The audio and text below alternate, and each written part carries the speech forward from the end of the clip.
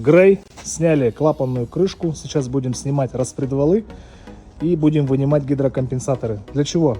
Есть стук.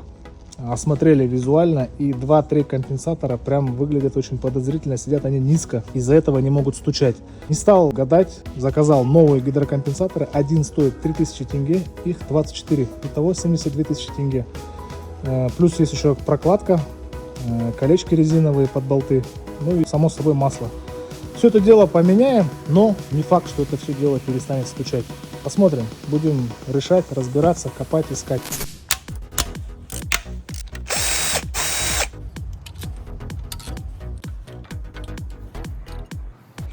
То есть, к примеру, если брать вот этот компенсатор и вот этот компенсатор, то есть вот этот почти заподлицо, вот этот немножко выпирает. Ну, должен немножко выпирать, насколько я знаю. С левой стороны самый подозрительный компенсатор, который был максимально низко. С правой стороны более-менее живой. Теперь смотрите, видите, разница какая? Разница наглядная. Видите, да, в каком состоянии мотор? Немножко он грязный. Это не своевременная замена масла и большая температура. Если бы он был бы почище, я уверен на 90%, компенсаторы были бы живые. Вы часто спрашиваете, какое масло заливаю в BMW. Смотрите, 540 именно LL. Почему? Объясняю. Вот он. Именно у этого масла есть допуск к BMW. Long Life. Ну что, друзья, гидрокомпенсаторы пришли, все 24 штуки, 6 свечей, 6 надсвечников в рэме, свечи у нас МЖК. Пожелайте удачи, сейчас все это дело соберем, и я надеюсь, что гидрокомпенсаторы перестанут стучать. Итак, новые компенсаторы уже на своих местах, распредвалы поставили, зажигание выставили, сейчас поставим сам ванус, затем поставим клапанную крышку, само собой с новой прокладкой. Поставим все новые свечи, 6 штук, и новые надсвечники обязательно.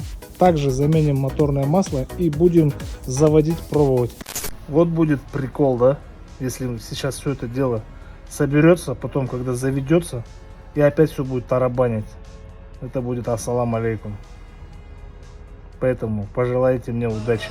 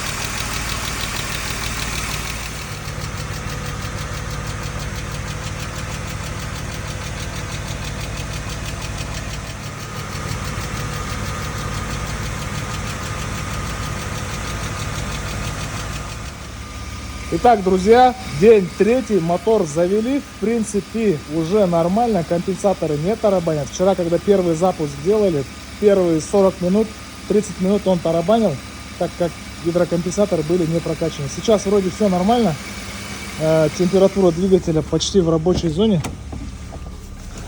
Печка выключена, но термостат еще не открылся. Ну, в общем, буду тестировать, ездить в агрессивном режиме, в режиме пробки и наблюдать и слушать двигатель. Ну, как бы сейчас все нормально.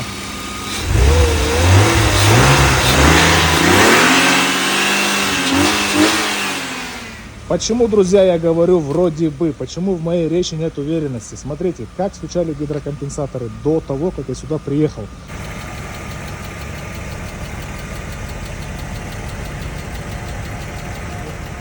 Утром я заводил, компенсаторы не стучали. Как только мотор прогревался, допустим, я ехал в пробке куда-нибудь, приезжал, мотор заведенный стоит, и я прям слышал, как с правой стороны был четкий и ясный звук гидрокомпенсаторов.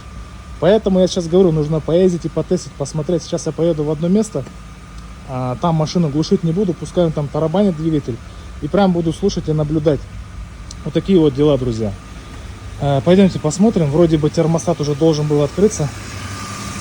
Да, термостат уже открылся. Мотор полностью прогрелся. Ну, вроде бы пока тишина, работает хорошо. Тьфу-тьфу-тьфу. Будем надеяться, что компенсаторы больше стучать не будут.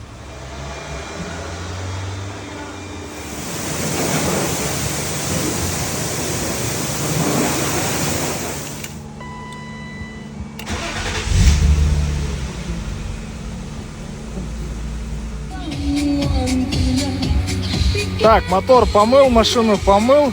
Мотор работает очень хорошо. Мне очень нравится. Звук компенсаторов вообще пропал. Вчера, как выгнал, автомобиль стоял 2-2,5 часа заведенный, не глушил его вообще. Ни одного звука компенсатора я не услышал. Я очень рад. Сегодня, кстати, придут значки, эмблемы. Поставим их обязательно. Сейчас будем ставить оригинальные эмблемы BMW на 21 стиль.